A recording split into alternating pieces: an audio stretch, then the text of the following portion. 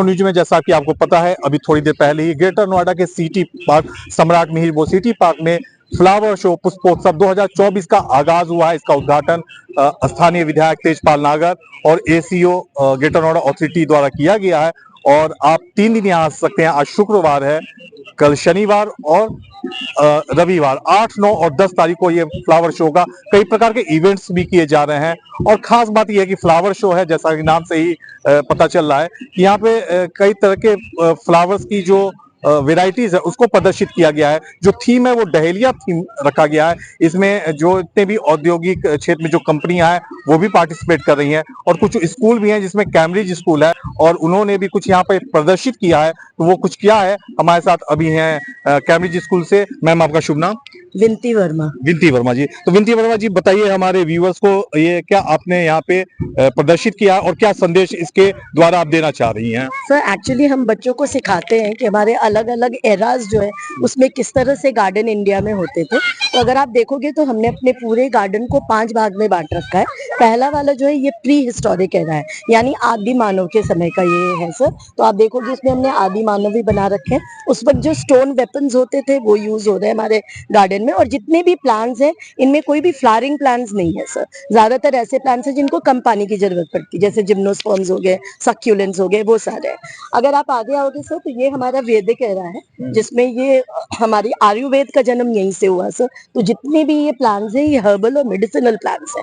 हमने एक ऋषि मुनि भी रखी हुई है, थोड़ा सा इसको एक आश्रम का लुक दिया है। और जिस तरह से गुरुकुल में बच्चे पढ़ते थे वो हमने एक डिपिक्ट किया है। यहाँ पे पोथी भी हमने लगाई हुई है जिसपे प्लांट्स के बारे में बच्चों को वो किस तरह से पढ़ाते होंगे वो एक इमेजिनेशन करके वो यहाँ दिखाई है सर। ये मिडिवल एरा है इंडिया का, जिसमें हमने 4 बाग बनाया है मुगल गार्डन का, जिसमें वो एक बीच में झरना जरूर रखते थे और 4 भाग में अपने गार्डन को डिवाइड करते थे। अगर आप ताजमहल देखोगे तो वहां भी आपको ये स्ट्रक्चर दिखेगा सर। तो वो मुगलों का वो स्पेशलिटी थी सर। तो वो मिडिवल एरा में है।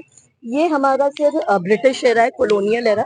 वो हमेशा स्टैच्यूज यूज करते थे, साथ ही साथ वो एक ज्योमेट्रिक फिगर यूज करते थे। अगर आप देखोगे तो हमारी फेंसिंग भी एक ज्योमेट्रिक फिगर के फॉर्म में है। यहाँ वो सारे ऐसे प्लांट्स हैं जिनको हम कैश क्रॉप्स कहते हैं, जो ज्यादा जैसे आपका जूट हो गया, कॉफी होगी, वैसी चीजें, टी हो गए, जिससे कि वो कैश क्रॉप्स जहाँ से पैसे आए कमर्शियली यूज कर सके, वो है। और ये हमारा मॉडर्न एरा है सर। जैसा कि हम जानते हैं ऑलरेडी जगह की बहुत कमी हो चुकी है सर। हम लैंड तो इंक्रीज कर नहीं सकते, ऑलरेडी पॉपुलेशन ज्यादा होने की वजह से लैंड और ज्यादा यूज ही हो रही है बिल्डिंग बनाने के लिए और इनके लिए। तो ये हम एक आपको इस तरह का गार्डन बनाते हैं सर, जिसमें हम नीचे फिशेस रखते हैं, वाटर बॉडी को यूज कर सकते हैं। और उन फिशेस का जो एक्सक्रीटा होता है, अमोनिया, वो प्लांट्स कन्वर्ट कर देते हैं प्रोटीन में और उसको यूज करते हैं। यहाँ पे आप देखोगे हमने एक राइस हस्क, जो कि एक बहुत बड़ी प्रॉब्लम है पंजाब की, जो पोल्यूशन कॉज करती है, तो हमने राइस हस्क को सर राइस ऐश में कन्वर्ट किया है और उससे ब्रिक बना रहे हैं। ये ब्रिक आम ब्रिक से ज्यादा ड्यूरेबल होता है, ज्यादा स्ट्रॉन्ग होता है, ज्यादा अच्छी ब्रिक साबित होता है। और साथ ही साथ हम पोल्यूशन को भी कम कर रहे हैं। हम वर्टिकल गार्डन भी दिखा रहे हैं सर। एक हमारा ये प्लांट है स्पिरुलिना करके, ये एक एल्गा है सर। तो एक्चुअली अगर आप ऐसे देखोगे तो एक काऊ से हम 250 grams of milk per day लेते हैं, जिसमें प्रोटीन जो होता है वो 250 ग्राम होता है। और ये 250 ग्राम स्पिरुलिना से टन्स ऑफ प्रोटीन मिलते हैं सर। तो ये भी एक सप्लीमेंट फूड का आ रहा है सर। इसमें कुछ डायग्राम वगैरह भी बनाया, तो बच्चों ने कितना इसमें आपकी मदद? सारा कुछ बच्चों ने किया हुआ है सर। अगर आप देखोगे ये जो हमारा फाउंटेन है, कितने बच्चों ने इसे तैयार किया है? किस क्लास के बच्चे हैं? ये 6th 7th 8th के बच्चे हैं सर, जिन्होंने ये गार्डन प्रिपेयर किया है।